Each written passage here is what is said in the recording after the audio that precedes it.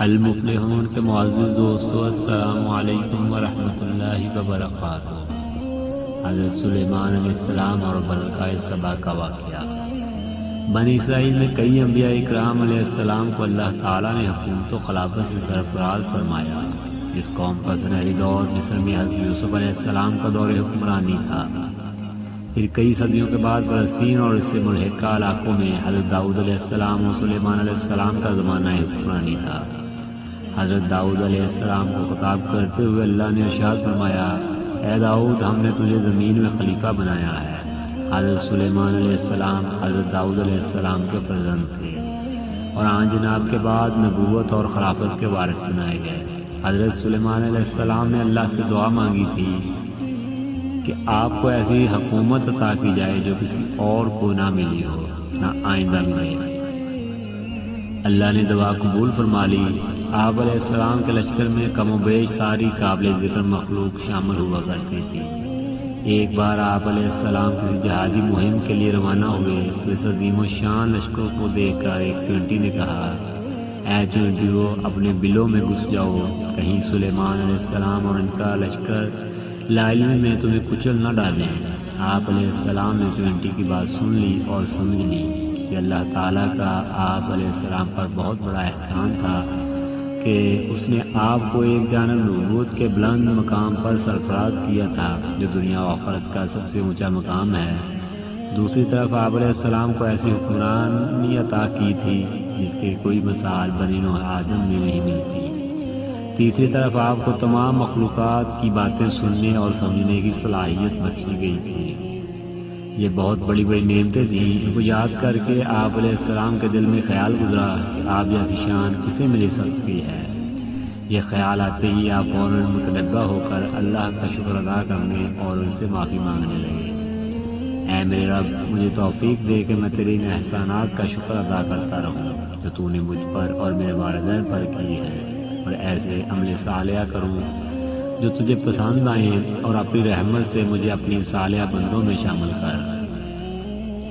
یہ حضرت سلیمان علیہ السلام کی جامع اور عظیم دعا ہے۔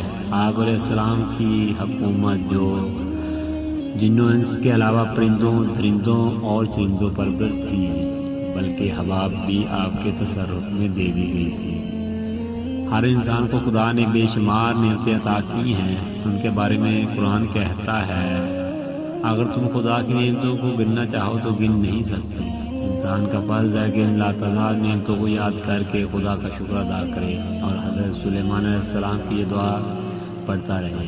اللہ تعالیٰ نے سورہ احقاف میں اپنے مخصوص اور صالح بندوں کی جو دعا نقل کی ہے وہ حضرت سلیمان علیہ السلام کی اس دعا سے بہت ملتی جلتی ہے۔ تھوڑا سا لفظی تغیر ایک جگہ ہے، یہاں اپنی اولاد کی اصلاح کی سزا کی گئی ہے۔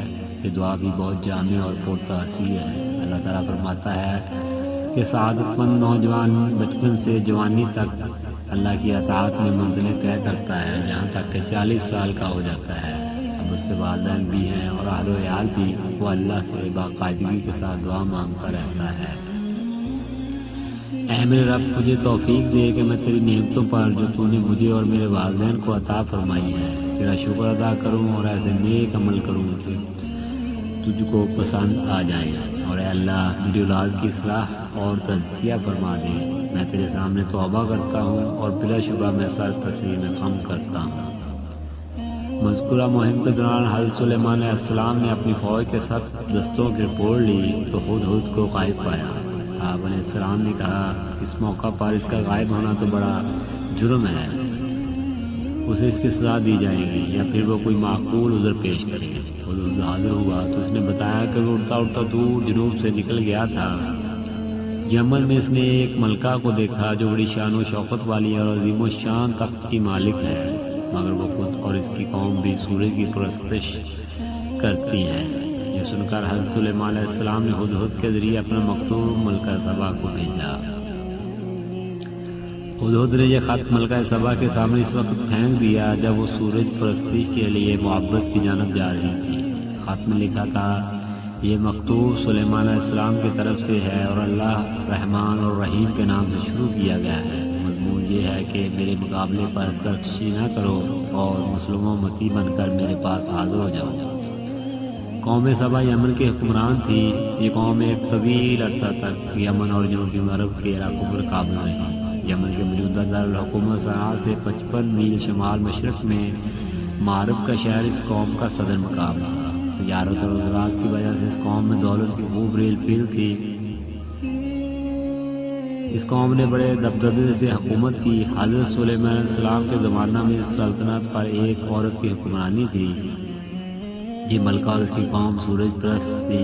ہدہد نے سلیمان علیہ السلام کو یہ اطلاع دی تو آپ علیہ السلام نے فیصلہ کیا کہ اس ملکہ اور اس کی قوم کو دین توحید کی طرف دعوت دی جائے، اس لیے خط لکھا تھا، نہ کہ کسی اور مقصد کے لیے۔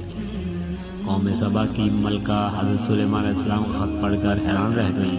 اس نے فوراً مجلس مشاورت طلب کی اور معاملات مجلس کے سامنے رکھ لیا کہ اب کیا کرنا چاہیے۔ بحث و تمہیز کے بعد طے ہوا کہ حضرت سلیمان علیہ السلام کی خدمت میں تحائف بھیجے جائیں اور ان ایلچیوں کے آنے کا انتظار کیا جائے۔ دیکھتے ہیں وہ کیا جواب لے کر لوٹتی ہیں۔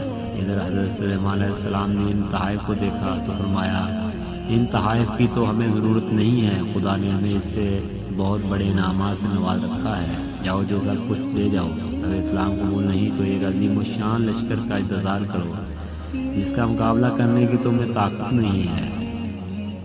حضرت سلیمان علیہ السلام کو مال و دولت کی کوئی طلب نہ تھی، ملکہ سے کہیں زیادہ مال و دولت اللہ نے ان کو عطا فرمایا تھا۔ وہ تو بس یہ چاہتے تھے کہ یہ قوم غلط راستہ چھوڑ کر راہ ہدایت اختیار کرے۔ یہی اللہ کے نبیوں کی مشن ہوتا ہے اور یہی تمنا۔ اس کے بعد آپ علیہ السلام نے ملکہ سبا کا تخت ایک معجزانہ طریقے سے اپنے دربار میں منگوا لیا۔ ادھر ملکہ بنفس نفیس اپنی کابینہ کے ساتھ دربار سلیمانی میں حاضری کے لیے چل دی۔ جب وہاں پہنچی تو اپنا تخت وہاں موجود پایا، حالانکہ وہ اسے یمن میں اپنے دربار میں سخت حفاظتی پہرے میں چھوڑ کر آئی تھی۔ اس پر وہ حیران رہ گئی۔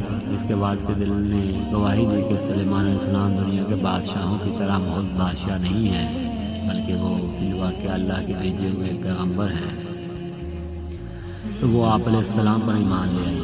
ایمان لانے کے موقع پر اس نے کچھ الفاظ کہے جن میں بظاہر دعائیہ کلمات نہیں ہیں، لیکن مفہوم دعا موجود ہے، کیونکہ اسے اپنی گزشتہ بت پرستی کی زندگی پر شدید احساس ندامت تھا، جسے وہ ان الفاظ میں حضور ربانی میں پیش کرتی ہے۔ اے میرے رب، میں نے آج تک اپنے آپ پر بڑا ظلم کیا اور اب میں نے سلیمان علیہ السلام کے ساتھ رب العالمین کی اطاعت قبول کر لی۔ یہ دعا حضرت یونس علیہ السلام کی دعا سورہ انبیاء کے مشابہ ہے، جس میں جناب علیہ السلام نے کہا تھا، لا الہ الا انت سبحانک انی کنت من الظالمین۔ اس دعا کو آیت کریمہ بھی کہا جاتا ہے۔ حضور نبی اکرم صلی اللہ علیہ وسلم نے فرمایا کہ جو شخص اپنی دعا کے ساتھ حضرت یونس علیہ السلام کی اس دعا کو شامل کر لے، اس کی دعا اللہ کے ہاں قبول ہو جائے گی۔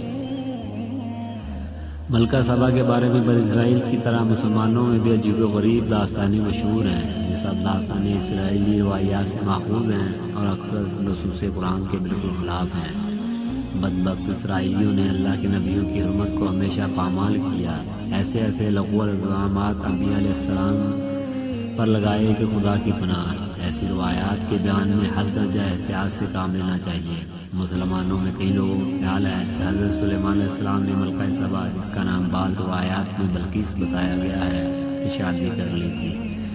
قرآن و حدیث اس بارے میں خاموش ہیں۔ ممکن ہے آپ علیہ السلام نے شادی کر لی ہو، لیکن یہ بات یقینی نہیں، اور اگر شادی کی ہو تو اس سے میں کوئی قباحت نہیں، یہ سنت اور قار خیر ہے۔ والسلام ورحمۃ اللہ۔ اللہ کریم سے دعا ہے کہ اللہ تعالی ہمیں بھی نبی کریم صلی اللہ تعالیٰ علیہ وسلم کی غیر مشروط اور لامحدود محبت عطا فرمائے۔